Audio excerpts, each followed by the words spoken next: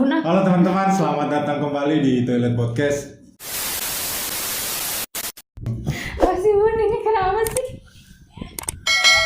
Hari ini kita akan membahas tentang pelecehan seksual. Apa sih sebenarnya itu pelecehan seksual dan kenapa pelecehan seksual itu sulit banget diberi sanksi ke pelaku itu, dan bahkan kebanyakan pelaku mendapatkan perlindungan ya, karena ya sesuatu dan lain hal lah. Nah, pelecehan seksual ini sendiri tidak hanya terjadi di kalangan awam, tapi juga banyak kasus pelecehan seksual itu terjadi pelakunya orang-orang yang sebenarnya sudah tahu tentang pelecehan seksual itu dan bahkan sering mengkampanyekan lawan pelecehan seksual. Nah, sebelum lanjut, pelecehan seksual ini berbeda ya, dia ada sedikit perbedaan dengan kekerasan seksual. Perbedaannya mungkin cuma pada istilahnya saja. Kalau kekerasan seksual itu tidak hanya itu banyak banget, ada pelecehan seksual itu sendiri, lalu kemudian ada pemerkosaan. Nah, sedangkan pelecehan seksual itu kalau bisa dibilang merupakan bagian dari kekerasan seksual itu sendiri. Nah, hari ini bersama Chandra kita akan ngomongin soal pelecehan seksual. Nah, pelecehan seksual itu terjadi di mana saja, lalu kemudian bagaimana sulitnya korban mendapatkan simpati atau dukungan ketika speak up, lalu kemudian kenapa sampai kok pelaku malah nyaman-nyaman saja gitu loh, bahkan ada banyak banget yang dilindungi. Kayak mungkin Chandra yang selanjutnya ini yang bakal ngomong ini. Ya tadi udah dijelasin, udah dikasih pengantar sama Is terkait dengan pelecehan seksual dan kekerasan seksual yang emang berbeda sih. Bahkan Komnas Perempuan sendiri juga membuat ini ya klasifikasi, bukan klasifikasi sih, mengkategorikan lah macam-macam atau jenis-jenis bentuk dari kekerasan seksual. Yang di sana termasuk di dalamnya pelecehan seksual, ya kayak misalnya pemerkosaan, terus pemaksaan aborsi juga.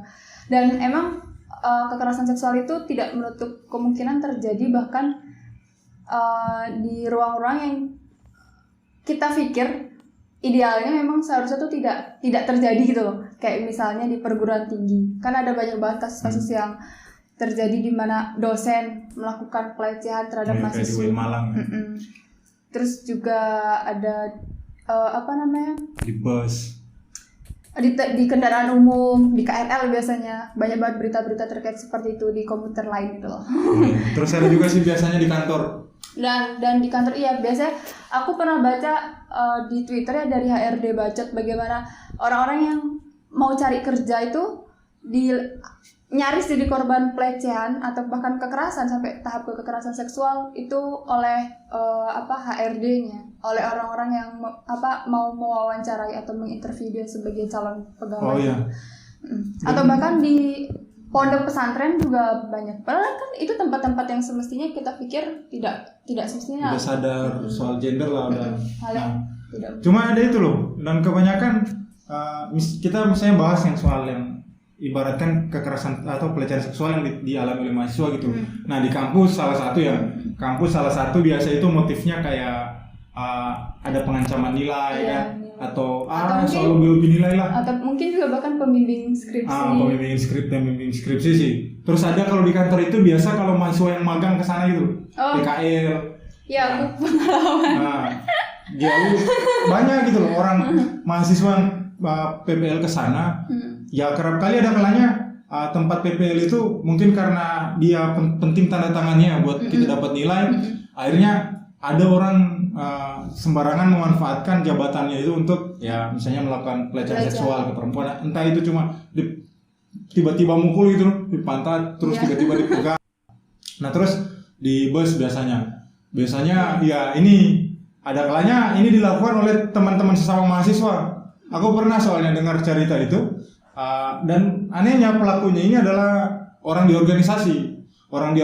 Nah, dia pernah sekali waktu jalan dengan juniornya ke satu tempat, dan ketika juniornya ini tidur malah dia ya megang-megang gitu loh. Nah, itu salah satu modus yang kerap kali dialami oleh mahasiswa itu sendiri. Aku ngeliat apa ya, siklusnya itu loh, gimana pelecehan itu sampai bisa terjadi itu salah satu faktor utamanya.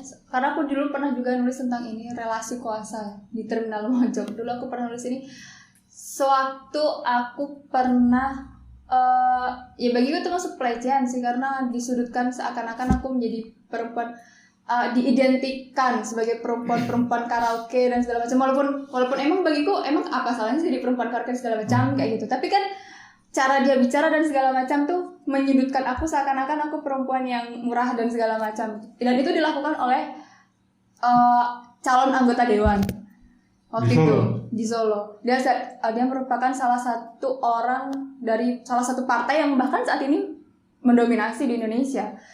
Dan dia menggunakan kekuasaannya pada masa itu untuk kemudian bagaimana ada upaya untuk apa ya istilahnya, untuk bisa berkomunikasi lebih lanjut sama aku kayak gitu. Nah bagiku itu yang terjadi sih, termasuk di dalam lingkungan institusi pendidikan sekalipun, yang kayak misalnya di pesantren itu tadi ya, kenapa kok bisa terjadi pelecehan antara kiainya dengan kepada santriwatinya, itu kan karena memang ada kuasa di sana, ada secara terstruktur lah, orang ini punya pengaruh gitu. Oh iya, biasanya memanfaatkan posisi itu gitu.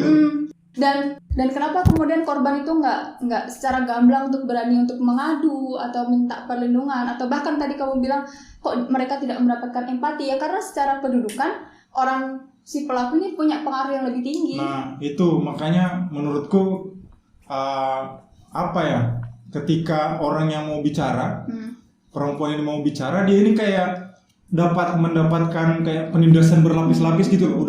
Udah dia menjadi korban. Nah di satu sisi dia hidup di tengah-tengah masyarakat yang sangat seksis gitu loh. Ya, hidup di tengah masyarakat yang malah kebanyakan menganggap dia salah, dan yang kebanyakan menyudutkan dia, dan itu yang kebanyakan bagiku sendiri membuat orang jadi kayak takut untuk membicarakan masalahnya, menjadi takut membicarakan pelecehan kasus yang dialami. Dan aku juga ngeliat kayak ada standar moral lah yang dibangun sama masyarakat, kalau perempuan harus suci dan harus segala macam, sehingga ya itu tadi, jadi ketika ada terjadi pelecehan terjadi kepada perempuan yang dianggap bahwa perempuan ini yang nggak bisa menjaga diri, salahnya sendiri, kan nggak asing kan, kayak omongan-omongan atau ocehan-ocehan, salahnya kamu sendiri kenapa kamu pacaran, salahnya kamu sendiri kenapa kamu keluar malam, salahnya kamu sendiri kenapa kamu pakai pakaian yang terbuka dan segala macam. Padahal siapapun bagiku sih bisa jadi korban tanpa mandang seperti itu. Terus kalau misalnya tadi ya aku mau nyambung yang tadi yang aku bilang, kalau misalnya dia udah speak up, dia itu kebanyakan malah menjadi korban lagi gitu loh. Jadi kayak misalnya yang di Jombang malah dia yang dikeluarin ya, malah dia yang dikeluarin dengan alasan menjaga nama baik apalah, tetebengin itulah. Dan itu yang terjadi di kampus juga, kayak di UGM ketika kasus Agni kemarin. Malah si Agni yang ibaratkan mendapatkan intimidasi, dan kampus terkesan enggan memberikan sanksi yang tegas karena nama baik tadi itu. Dan yang selalu jadi dalih para pelaku ini dan kemudian orang-orang yang mendukung pelaku ini adalah asas praduga tak bersalah gitu. Nah jadi kayak ada semacam kita nggak boleh langsung memvonis bahwa dia ini salah atau bagaimana. Dia harus dibuktikan dulu gitu loh, harus kayak misalnya ada sidang atau apa gitu kan, dilaporkan ke kepolisian. Jadi seolah-olah ini asas praduga tak bersalah ini yang dijadikan sebagai tameng untuk melindungi si pelaku. Nah padahal bagiku sendiri asas praduga tak bersalah ini susah gitu loh ketika diperhadapkan dengan kasus kekerasan seksual. Kalau pengalaman aku sih yang pernah bergabung di organisasi Islam ya, itu istilahnya disebutnya itu disuruh tabayun dulu, ditabayunkan. Jadi dilihat dari dua sisi gitu loh, dari sisi korban dan juga dari sisi pelaku. Ya kalau aku sih oke lah, mungkin nggak masalah. Cuman permasalahannya adalah hasil akhirnya itu biasanya lingkaran ini akan tetap terus akan malah lenyap kepada pelaku gitu loh. Pasti kan kalau pikirku ya, pelaku kan nggak mungkin dong kayak belak-belakan untuk mengakui secara terbuka aku sudah melakukan hal ini gini pasti kan dia akan berusaha untuk, walaupun dia mungkin sedikit jujur tapi ada sesuatu yang ditutupi gitu loh, untuk kemudian mengurangi kadar kesalahannya, untuk supaya teman-teman itu ada upaya untuk membela atau berpihak pada dia. Itu sih pengalaman di organisasi Islam. Pengen nyambung yang tadi ya soal sulitnya korban untuk mendapatkan keadilan itu, karena yang seperti yang kamu bilang tadi, dia selalu kayak apa ya disudutkan gitu loh ketika misalnya dia mulai berani speak up. Nah, sedangkan kalau dia mau dia terus berani, itu ada kalanya juga dia menghadapi rintangan kayak misalnya dari gerombolan orang-orang yang melindungi si pelaku ini. Ada kalanya kita harus terapkan asas praduga tak bersalah. Jadi kayak misalnya ya udah sampai pengadilan itu berhasil dilaksanakan, jadi belum ada yang salah dan belum ada yang benar gitu loh. Tapi kan asas praduga tak bersalah ini artinya beban untuk membuktikan itu ada di yang menuduh gitu loh, yang korban. Bukan ada di yang tertuduh yang berupaya untuk membuktikan bahwa dia tidak bersalah. Nah, untuk itu memang harus diberikan ke dia beban untuk mengumpulkan bukti-bukti. Nah, cuma masalahnya asas praduga tak bersalah ini akan selalu runtuh, karena ketika si korban datang ke aparat hukum misalnya, atau dia bahkan mengadukan misalnya ke tempat dia, misalnya tadi pesantren, itu selalu sulit gitu loh. Kayak misalnya yang kasus Jombang ini, malah dia yang dikeluarkan dari sekolah, artinya belum sempat dia membuktikan, dia yang dikeluarkan. Begitupun di kepolisian, ketika dia melaporkan ke sana, ternyata kasusnya berlarut-larut, artinya dia tidak mendapatkan haknya itu gitu loh. Jadi udah tidak setara di mata hukum. Nah, dia udah mengalami penindasan yang berlipat-lipat, udah menjadi pelaku pelecehan seksual, udah menjadi korban pelecehan seksual, dan juga tidak mendapat akses hukum yang setara. Jadi sebenarnya asas praduga tak bersalah pun udah runtuh di sini. Udah runtuh ketika diperhadapkan dengan kasus seperti ini. Nah, makanya aku sebenarnya sepakat dengan kemarin ada gerakan aku percaya gitu. Gerakan aku percaya artinya kita memang harus berpihak ke korban. Kita dengarkan, kita beri kesempatan dia untuk membuktikan apa yang, bukan beri kesempatan, kita dukung dia untuk membuktikan tuduhannya ke si pelaku pelecehan seksual. Jangan malah dipojokkan gitu loh. Itu sih kalau dari aku.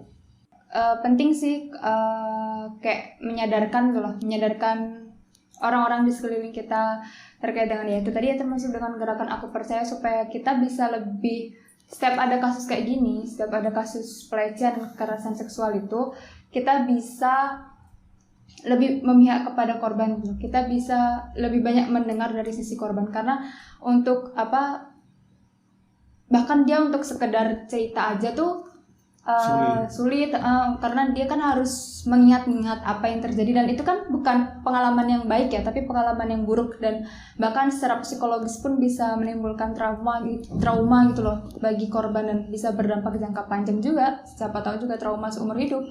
Jadi patut gitu loh bagi kita untuk pertama ya tentu mengapresiasi keberanian mereka untuk bercerita, dan yang kedua ya memang kita harus lebih banyak yaitu tadi mendengar, dan tentu kita harus bersolidaritasnya lebih kepada korban lah, bersolidaritas kepada korban, karena aku yakin persoalan pelecehan dan kekerasan seksual di Indonesia khususnya ya itu masih kayak gunung yang masih banyak banget yang belum keungkap gitu, belum banyak yang banyak banget orang-orang yang menanggung beban pelecehan kekerasan tapi mereka nggak berani buat ngomong gitu loh.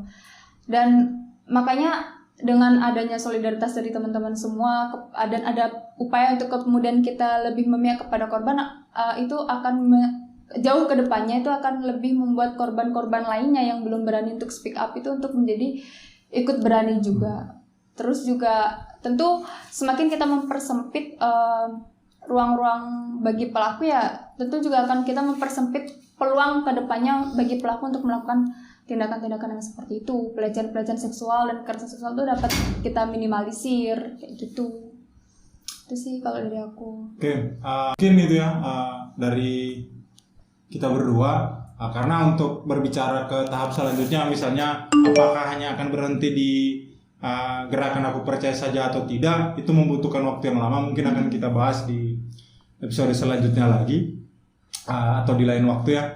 Karena memang gerakan aku percaya ini atau mempercayai si korban ini memberikan waktu yang lebih banyak untuk mendengarkan keluh kesahnya sebagai titik awal sih. Nah, tapi itu bukan berarti hanya sampai di situ. Karena ya aku pribadi menurut aku pribadi ya tidak hanya sampai di situ.